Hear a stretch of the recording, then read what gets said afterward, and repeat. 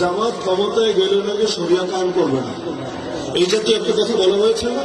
ওদেরকে ধরে জিজ্ঞেস করেন, পাগল শরিয়া বলতে বুঝিস কি? আগে ক্লিয়ার কর। শরিয়া মানে খালি চোরের হাত কাটা? শরিয়া মানে খালি কেউ জিনা করলে পাথর মেরে ফেলা? এর বাইরে শরিয়ার কোনো শিক্ষা নাই। আর আল্লাহ যেটা বলেছেন সেটাই তো শরিয়া, নবী যেটা শিখিয়েছেন সেটাই তো শরিয়া। জামাত কি বলছে? ক্ষমতায় গেলে ইনসাফ কায়েম করবো।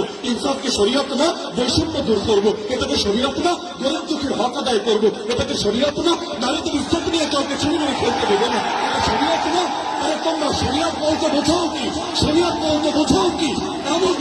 এমনকি তারা যে প্রলোভন দিচ্ছে, ক্ষমতায় গেলে তারা শরিয়াত কায়েম করে উল্টিয়ে ফেলবে।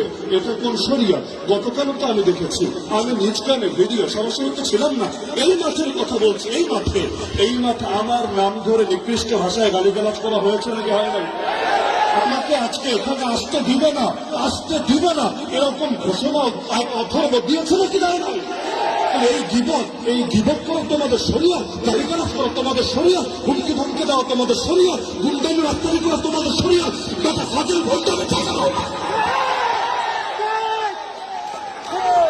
যতদিন একসাথে থাকো তখন কোনো দোষ নজরে পড়ে না, যখন আলাদা হও তখন ফতোয়া দিতে দ্বিধা করো না। মনে রাখবেন, আমরা ফতোয়াকে বিশ্বাস করি, কিন্তু ফতোয়া দিয়ে কেউ যদি ইসলামের জাগরণ, বাংলাদেশ পন্থীদের জাগরণ রুখে দিতে চায়, আমরা তাদেরকে সুযোগ কিছু দেব না। আমার সর্বশেষ পয়েন্ট, ভোট হলো আমানত, ভোট হলো ওয়াকালত, ভোট হলো সুপারিশ। সুতরাং ভোট দেওয়ার আগে আল্লাহর ওয়াস্তে প্রত্যেকে নিজের বিবেকের কাছে দায়বদ্ধ থেকে ভোট দিবেন ইনশাআল্লাহ। নাকি 500 টাকা আর 1000 টাকা পকেটে আসলেই ভোট সেদিকে দেওয়া শুরু করে দিবেন? কেউ যদি টাকার বস্তা নিয়ে নামেও, ইতিমধ্যে হয়তো নেমে গিয়েছে, টাকার বস্তা নিয়ে নামলেও যদি আপনাদেরকে 500-1000 দিয়ে বলে এটা হাদিয়া দিলাম, ভোটটা আমাদেরকে দিয়ে দিও, আপনি মাথার মধ্যে রাখবেন, হাদিয়াই যদি দাও, ঘোষণা হাদিয়াই যদি দাও, হাদিয়া দেওয়া সুন্নাত, হাদিয়া নেওয়া সুন্নাত, কিন্তু হাদিয়ার তো বিনিময় হয় না। তোমাদেরকে একটা থ্যাংক ইউ দিয়ে দিলাম, যা ভাগো, কিন্তু আমরা ভোট আজাদ ভাই ছড়ন্দ করে দিব না।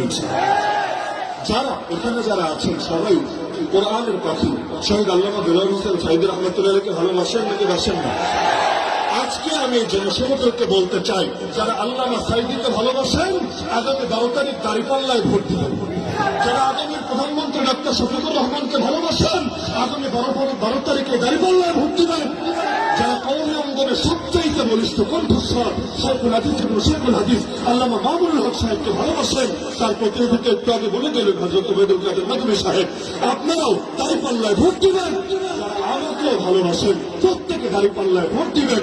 দাঁড়িপাল্লা ইনসাফের প্রতীক, দাঁড়িপাল্লা ন্যায়ের প্রতীক। দাঁড়িপাল্লাকে জয়যুক্ত করলে ইনশাআল্লাহ আগামীর বাংলাদেশ চাঁদাবাজদের হাতে যাবে না, পুলিশের হাতে যাবে না, টেম্পো স্ট্যান্ডের হাতে যাবে না।